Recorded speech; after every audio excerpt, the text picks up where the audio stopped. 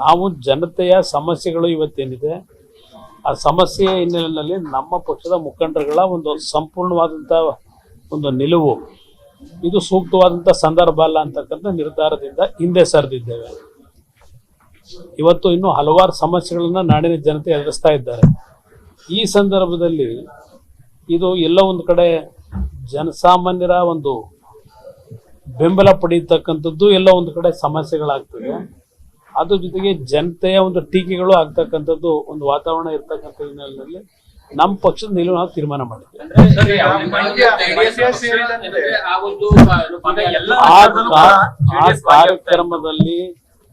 ಆ ಕಾರ್ಯಕ್ರಮದಲ್ಲಿ ಜನತೆಯ ಭಾವನೆಗಳು ಮುಖ್ಯ. ನನಗೆ ಆ ಭಾಗದ ಜನರ ಭಾವನೆ, ನಾಡಿನ ಜನತೆಯ ಸಮಸ್ಯೆಗಳು ಇದು ಮುಖ್ಯ ನನಗಿಲ್ಲಿ.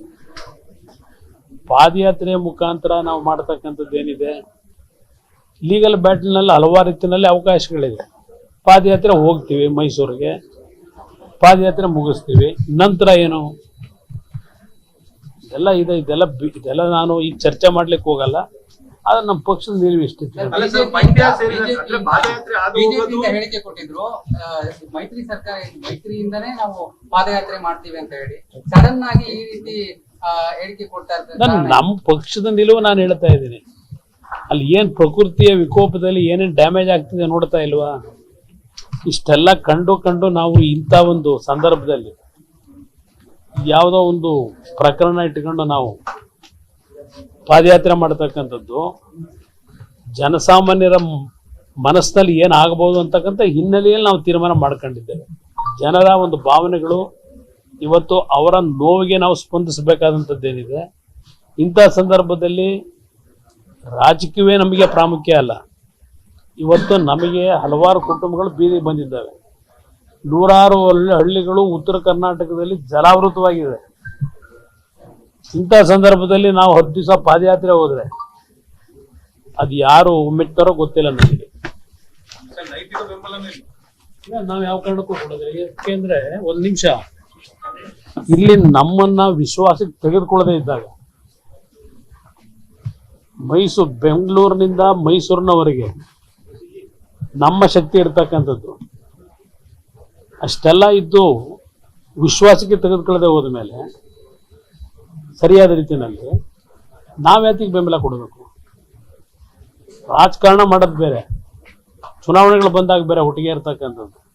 ಆದರೆ ಇವತ್ತಿನ ಈ ರೀತಿಯ ಕಾರ್ಯಕ್ರಮದಿಂದ ಸಾಧನೆ ಏನು ಮಾಡ್ತೀವಿ? ಏನು ಸಾಧನೆ ಮಾಡ್ಲಿಕ್ಕೆ ಸಾಧ್ಯ? ಇದು ನನ್ನ ಮನಸ್ಸಿಗೂ ನೋವಾಗಿದೆ. ಯಾವ ರೀತಿ ನಡ್ಕೊಂಡಿದ್ದಾರೆ ಇವರು. ಈ ಪಾದಯಾತ್ರೆಯನ್ನ ಕಾರ್ಯಕ್ರಮದ ಮುಖ್ಯಸ್ಥರುಗಳನ್ನು ಯಾರು ಮಾಡ್ಕೊಂಡಿದ್ದಾರೆ? Who is that Preetam Gowda? ದೇವೇಗೌಡರ ಕುಟುಂಬವನ್ನ ಸರ್ವನಾಶ ಮಾಡ್ಲಿಕ್ಕೆ ಹೋದಂಥವನ್ನ ಸಭೆ ಕರೆದು ಕೂರಿಸ್ಕೋತಾರೆ, ನನ್ನ ಸಭೆ ಕರೀತಾರೆ. ನನಗೂ ಸಹಿಸ್ಕೊಳ್ಳಿಕ್ಕೆ ಒಂದು ಹಿತಿಮಿತಿ ಇದೆ. ಯಾರ ಕಾರಣ ಆ ಪೆನ್ ಡ್ರೈವ್ಗಳನ್ನ ಬೀದಿ ಹಂಚಲಿಕ್ಕೆ? ಇಂಥವ್ರನ್ನ ನನ್ನನ್ನ ಸಭೆ ಕರೀತಾರ, ಅವ್ನ ಪಕ್ಕದಲ್ಲಿ ಕೂರಿಸ್ಕೊಂಡು ಮೀಟಿಂಗ್ ಮಾಡ್ಲಿಕ್ಕೆ ಕರೀತಾರ ನನ್ನನ್ನ. ನಮ್ಮ ಕುಟುಂಬಕ್ಕೆ ವಿಷ ಆಗ್ತಕ್ಕಂಥವ್ರನ್ನ ಜೊತೆಲಿ ಕೂರಿಸ್ಕೊಂಡು ಇವತ್ತು ಇದಕ್ಕೆ ನಮ್ಮ ಬೆಂಬಲ ಕೇಳ್ತಾರ? ಗೊತ್ತಿಲ್ಲ ಅವರಿಗೆ ಅಲ್ಲಿ ಏನೇ ಆಗಿದೆ ಅಂತ ಹಾಸನದಲ್ಲಿ. ಯಾರಿದಕ್ಕೆ ಕಾರಣ? ಜೀವಹಾನಿಯಾಗಿರ್ತಕ್ಕಂಥದ್ದು ಮತ್ತು ಕರ್ನಾಟಕದಿಂದ ಹೋದಂಥವರೇ ಬಹಳ ಜನ ಇನ್ನು ಆ ಒಂದು ಗುಡ್ಡ ಕುಸಿತದಲ್ಲಿ ಇವತ್ತು ಹಲವಾರು ಕುಟುಂಬಗಳು ಇನ್ನೂ ಅಲ್ಲಿ ವಾಪಸ್ ಬರ್ತಕ್ಕಂಥದಕ್ಕೆ ಸಮಸ್ಯೆಗಳು ಎದುರಿಸ್ತಾ ಇದ್ದಾರೆ. ಕೆಲವರು ತೀರು ಹೋಗಿದ್ದಾರೆ. ಮತ್ತು ರಾಜ್ಯದಲ್ಲಿ ಈಗಾಗಲೇ ಹಲವಾರು ಜಿಲ್ಲೆಗಳಲ್ಲಿ ರೆಡ್ ಅಲರ್ಟ್ ಘೋಷಣೆ ಆಗಿದೆ, ಕೆಲವು ಕಡೆ ಯೆಲ್ಲೋ ಅಲರ್ಟ್ ಘೋಷಣೆ ಆಗಿದೆ. ಅದ್ರ ಜೊತೆಗೆ ಉತ್ತರ ಕರ್ನಾಟಕ ಭಾಗದ ವಿಶೇಷವಾಗಿ ಬೆಳಗಾವಿ, ಬಾಗಲಕೋಟೆ, ರಾಯಚೂರು ಭಾಗದಲ್ಲಿರ್ಬೋದು, ಚಿಕ್ಕಮಗಳೂರು ಭಾಗದಲ್ಲಿರ್ಬೋದು, ಕೊಡಗಲ್ಲಿರ್ಬೋದು, ಇವತ್ತು ನೀರಿನ ಒಂದು ಜಲಾವೃತವಾಗಿ ಹಲವಾರು ರೀತಿಯ ಸಂಕಷ್ಟಗಳನ್ನು ಜನತೆ ಎದುರಿಸ್ತಾ ಇದ್ದಾರೆ. ಜೊತೆಗೆ ಮಂಡ್ಯ ಭಾಗದಲ್ಲಿ ನೀರನ್ನ ಏನು ಬಿಟ್ಟಿದ್ದಾರೆ, ಈಗ ಭತ್ತದ ಹೊಟ್ಲನ್ನ ಇವತ್ತು ರೈತರು ಹಾಕ್ತಕ್ಕಂಥದ್ದು, ಸಸಿಗಳನ್ನ ನಡ್ತಕ್ಕಂಥ ಒಂದು ದಿನಗಳು ಇನ್ನೇನು ಪ್ರಾರಂಭ ಆಗಬೇಕಾಗುತ್ತೆ. ಎಲ್ಲ ಕೃಷಿ ಚಟುವಟಿಕೆಗಳಲ್ಲಿ ಭಾಗವಹಿಸ್ತಕ್ಕಂಥ ಸಂದರ್ಭ ಏನಿದೆ, ಅದರ ಹಿನ್ನೆಲೆಯಲ್ಲಿ ನಮ್ಮ ಪಕ್ಷದ ಮುಖಂಡರುಗಳು ನಾಳೆಯ ಏನು ಒಂದು BJPಯ ನಾಯಕರುಗಳು ಪಾದಯಾತ್ರೆ ಆಗಬೇಕು ಅಂತಕ್ಕಂಥದ್ದು ಒಂದು ತೀರ್ಮಾನ ಏನು ಮಾಡ್ಕೊಂಡಿದ್ದಾರೆ. ನಾನು ಮೊನ್ನೆ ಸಭೆಗೆ ಹೋಗಿದ್ದೆ. ಸಭೆಯಲ್ಲಿ ಅವ್ರು ಆಗಲೇ ತೀರ್ಮಾನಗಳನ್ನು ಮಾಡಿಕೊಂಡು ನಮ್ಮನ್ನು ಒಂದು ಕರೆದು ಸುಮ್ಮನೆ ಒಂದು ಇನ್ಫಾರ್ಮೇಷನಿಗೆ ಕರೆದಿದ್ರು ಅಷ್ಟೇ, ಮಾಡ್ತಾ ಇದ್ದೀವಿ ಅಂತ ಹೇಳಿ. ಅವ್ರು ಆಗಲೇ ಪೂರ್ವ ಸಿದ್ಧತೆಗಳು ಮಾಡ್ಕೊಂಡಿದ್ದಾರೆ. ಒಂದು ಭ್ರಷ್ಟಾಚಾರದ ವಿರುದ್ಧ ನಮ್ಮ ಹೋರಾಟ ಅಂತ ಹೇಳಿ ಅವ್ರ ಪಕ್ಷದ ನಿಲುವಿನಲ್ಲಿ, BJP ನಿಲುವಿನಲ್ಲಿ ಅವ್ರ ತೀರ್ಮಾನ ತಗೊಂಡು ಮಾಡ್ತಾ ಇದ್ದಾರೆ. ನಾವು ಜನತೆಯ ಸಮಸ್ಯೆಗಳು ಇವತ್ತೇನಿದೆ, ಆ ಸಮಸ್ಯೆಯ ಹಿನ್ನೆಲೆಯಲ್ಲಿ ನಮ್ಮ ಪಕ್ಷದ ಮುಖಂಡರುಗಳ ಒಂದು ಸಂಪೂರ್ಣವಾದಂಥ ಒಂದು ನಿಲುವು, ಇದು ಸೂಕ್ತವಾದಂಥ ಸಂದರ್ಭ ಅಲ್ಲ ಅಂತಕ್ಕಂಥ ನಿರ್ಧಾರದಿಂದ ಹಿಂದೆ ಸರಿದಿದ್ದೇವೆ. ಇವತ್ತು ಇನ್ನೂ ಹಲವಾರು ಸಮಸ್ಯೆಗಳನ್ನ ನಾಡಿನ ಜನತೆ ಎದುರಿಸ್ತಾ ಇದ್ದಾರೆ.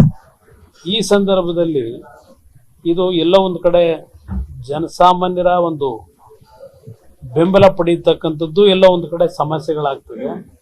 ಅದ್ರ ಜೊತೆಗೆ ಜನತೆಯ ಒಂದು ಟೀಕೆಗಳು ಆಗ್ತಕ್ಕಂಥದ್ದು ಒಂದು ವಾತಾವರಣ ಇರ್ತಕ್ಕಂಥ ಹಿನ್ನೆಲೆಯಲ್ಲಿ ನಮ್ಮ ಪಕ್ಷದ ನಿಲುವು ನಾವು ತೀರ್ಮಾನ ಮಾಡಿದ್ವಿ.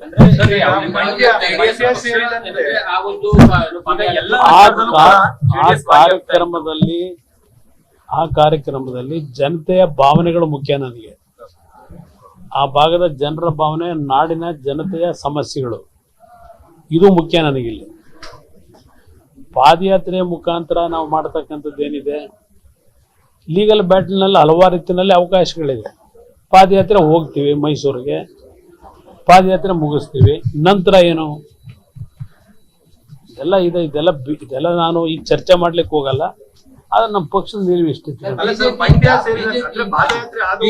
ಹೇಳಿಕೆ ಕೊಟ್ಟಿದ್ರು ಮೈತ್ರಿ ಸರ್ಕಾರ, ಮೈತ್ರಿಯಿಂದನೇ ನಾವು ಪಾದಯಾತ್ರೆ ಮಾಡ್ತೀವಿ ಅಂತ ಹೇಳಿ ಸಡನ್ ಆಗಿ ಈ ರೀತಿ ಹೇಳಿಕೆ ಕೊಡ್ತಾ ಇದ್ದಾರೆ. ನಮ್ಮ ಪಕ್ಷದ ನಿಲುವು ನಾನು ಹೇಳ್ತಾ ಇದ್ದೀನಿ. ಅಲ್ಲಿ ಏನ್ ಪ್ರಕೃತಿಯ ವಿಕೋಪದಲ್ಲಿ ಏನೇನ್ ಡ್ಯಾಮೇಜ್ ಆಗ್ತಿದೆ ನೋಡ್ತಾ ಇಲ್ವಾ? ಇಷ್ಟೆಲ್ಲ ಕಂಡು ನಾವು ಇಂಥ ಒಂದು ಸಂದರ್ಭದಲ್ಲಿ ಯಾವುದೋ ಒಂದು ಪ್ರಕರಣ ಇಟ್ಕೊಂಡು ನಾವು ಪಾದಯಾತ್ರೆ ಮಾಡ್ತಕ್ಕಂಥದ್ದು ಜನಸಾಮಾನ್ಯರ ಮನಸ್ಸಿನಲ್ಲಿ ಏನಾಗಬಹುದು ಅಂತಕ್ಕಂಥ ಹಿನ್ನೆಲೆಯಲ್ಲಿ ನಾವು ತೀರ್ಮಾನ ಮಾಡ್ಕೊಂಡಿದ್ದೇವೆ. ಜನರ ಒಂದು ಭಾವನೆಗಳು, ಇವತ್ತು ಅವರ ನೋವಿಗೆ ನಾವು ಸ್ಪಂದಿಸಬೇಕಾದಂಥದ್ದೇನಿದೆ. ಇಂಥ ಸಂದರ್ಭದಲ್ಲಿ ರಾಜಕೀಯವೇ ನಮಗೆ ಪ್ರಾಮುಖ್ಯ ಅಲ್ಲ. ಇವತ್ತು ನಮಗೆ ಹಲವಾರು ಕುಟುಂಬಗಳು ಬೀದಿಗೆ ಬಂದಿದ್ದಾವೆ. ನೂರಾರು ಹಳ್ಳಿಗಳು ಉತ್ತರ ಕರ್ನಾಟಕದಲ್ಲಿ ಜಲಾವೃತವಾಗಿದೆ. ಇಂಥ ಸಂದರ್ಭದಲ್ಲಿ ನಾವು 10 ದಿವಸ ಪಾದಯಾತ್ರೆ ಹೋದ್ರೆ ಅದು ಯಾರು ಮೆಟ್ತಾರೋ ಗೊತ್ತಿಲ್ಲ ನನಗೆ. ನಾವು ಯಾವ ಕಾರಣಕ್ಕೂ ಕೊಡೋದು. ಯಾಕೆಂದ್ರೆ ಒಂದು ನಿಮಿಷ, ಇಲ್ಲಿ ನಮ್ಮನ್ನ ವಿಶ್ವಾಸಕ್ಕೆ ತೆಗೆದುಕೊಳ್ಳದೆ ಇದ್ದಾಗ ಬೆಂಗಳೂರಿನಿಂದ ಮೈಸೂರಿನವರೆಗೆ ನಮ್ಮ ಶಕ್ತಿ ಇರ್ತಕ್ಕಂಥದ್ದು ಅಷ್ಟೆಲ್ಲ ಇದ್ದು ವಿಶ್ವಾಸಕ್ಕೆ ತೆಗೆದುಕೊಳ್ಳದೆ ಹೋದ ಮೇಲೆ ಸರಿಯಾದ ರೀತಿಯಲ್ಲಿ ನಾವ್ಯಾತಿಗೆ ಬೆಂಬಲ ಕೊಡಬೇಕು? ರಾಜಕಾರಣ ಮಾಡೋದು ಬೇರೆ,